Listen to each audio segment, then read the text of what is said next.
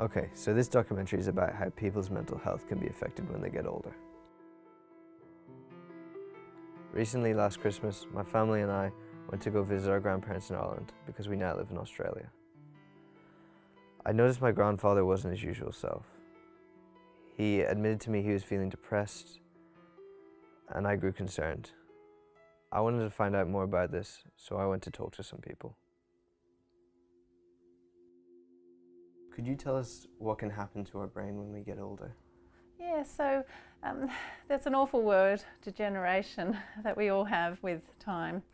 And our cells in the brain are like our cells anywhere else in the body, and they can degenerate, and we can lose the numbers of cells, and they can lose part of their function. Over time, yes, our brains can only really last so long, perhaps. As far as a metaphor, I mean, you could take any cycle of life, so the rose or a tree, and leaves falling, and some would interpret a loss of beauty in that respect, but I think that others could interpret beauty in the whole process.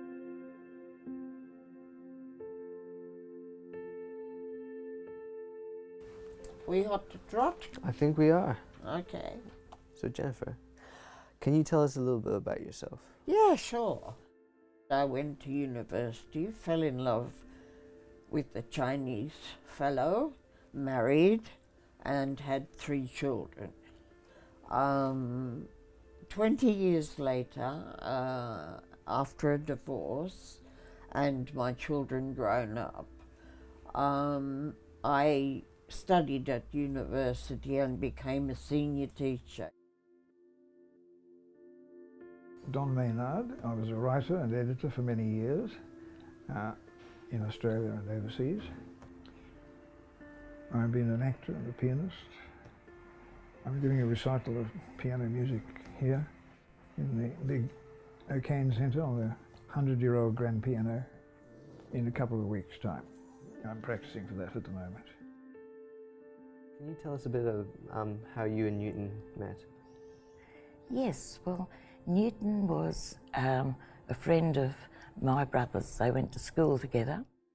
Newton told his brother to tell me he was going to marry me when I was 18. And funny thing, I said, oh, okay. Because he was my brother's friend, I knew I wouldn't get out of it anyhow.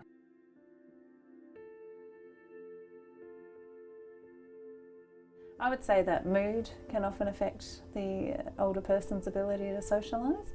They may become more withdrawn and prefer to be at home and not sort of venture outside the house. Often loss of relationships, loss of a partner, or close family can impact on that as well. Would you be able to tell us a little about your experience in aged care? Yes, surely. I went first, after 30 years, my partner died suddenly, and I was left in a bit of a quandary. I was very sad and mourning and grieving. When did this happen? 2011. You know, I was very lonely when I first came here, but gradually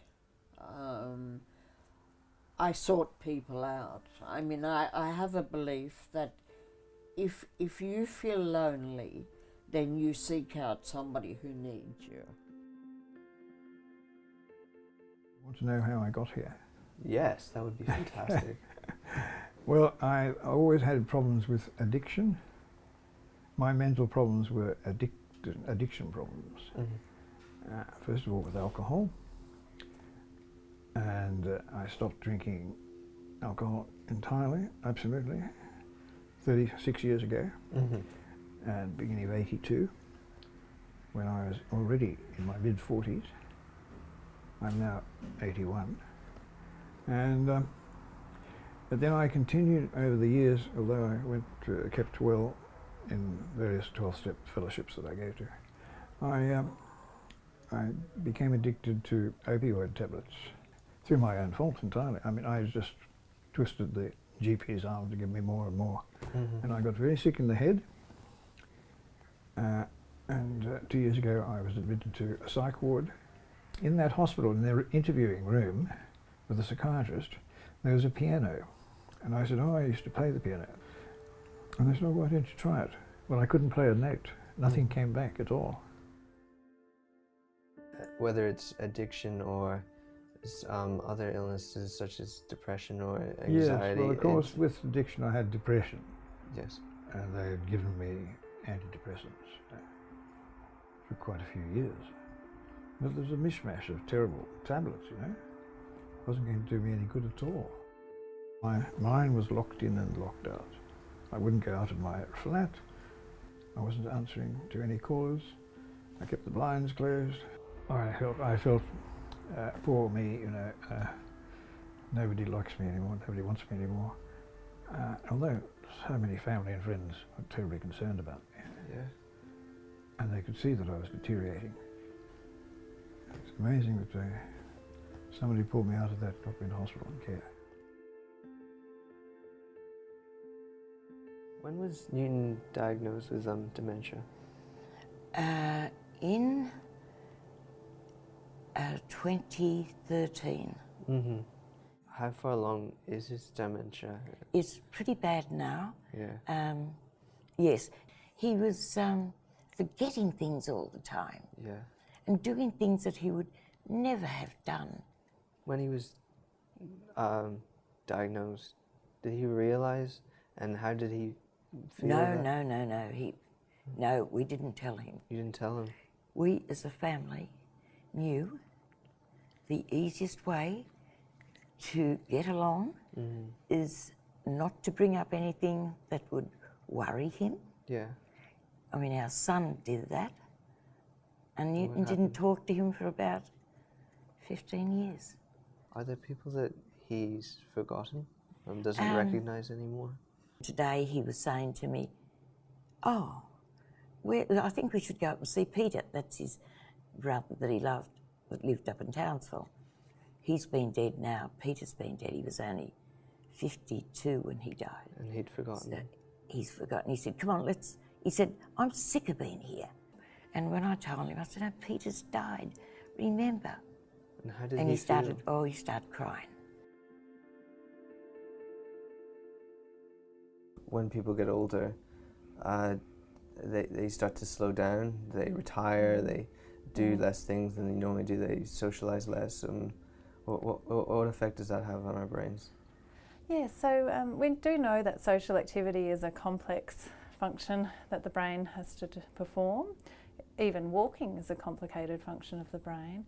And so maintaining that social activity is likely to help boost our brains, keep that function going. I think that, yes, some older people can have a reduction in their interest in activities and sometimes a loss of ability to engage in activities. But many people, of course, don't have that and can be just as active as when they were 21.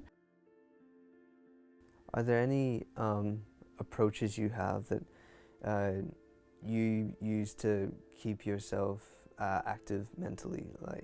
Oh, you can see from the room that I there's read. a lot of books, isn't there? You can see that I read a lot. I have a spiritual director that comes every Wednesday. I have lunch with my grandchildren regularly.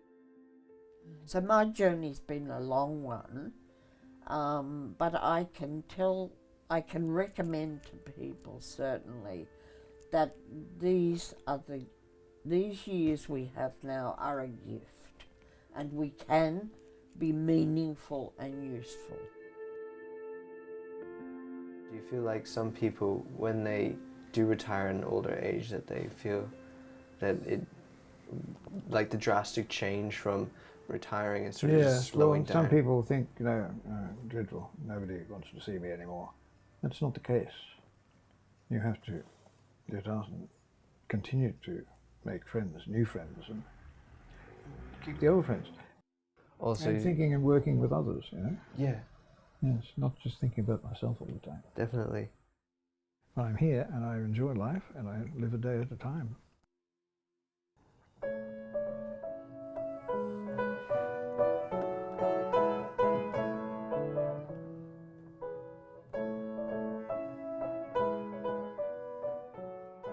Over the time we spent with our grandparents, I could clearly see my grandfather's mood change. I don't know entirely why this was, but he was clearly a much happier man. I think it was the social interactions with the rest of the family. He was more like his old self. He became louder, funny, cheeky, overall just much happier. The people who I've talked to have taught me a lot. Everyone's struggles are unique and challenging circumstances. But in a way though, I feel like it's similar because we all age. I feel like we need to empathize with those, have a better understanding, and be more aware so we can discourage social isolation and encourage inclusion.